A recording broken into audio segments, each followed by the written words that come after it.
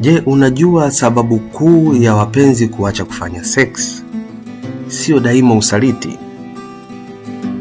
Lakini mara nyingi hii inakuwa ni kwa sababu ya hali ya akili na muunganiko wa kihisia.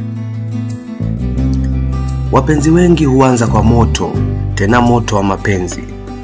Lakini baada ya muda mambo hubadilika. Wengine hushangaa kwa nini hawana tena hamu ya kufanya tendo hata kama bado wanapendana. Leo mimi nakupa sababu kuu 3 za kwa nini wapenzi wanaacha kufanya sex.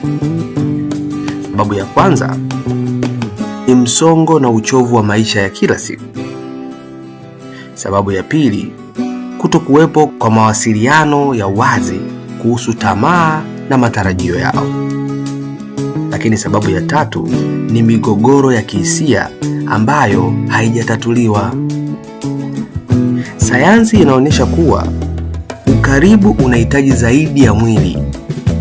Yaani ukaribu kati ya wapenzi unahitaji akili tulivu na moyo uliofunguka. Sasa swali nataka nikuulize mpenzi msikilizaji. Je, umewahi kuona uhusiano wako ukikosa kabisa hamu ya kufanya tendo? Hebu tuandikie kwenye comment, na usisahau kutufollow na kusubscribe kwenye akaunti zetu za social media, kwa sababu video ijayo nitakueleza dalili za afya ya akili ambazo hutakiwi kuzipuuza kwa mwenzi wako. Endelea kuwa nasi.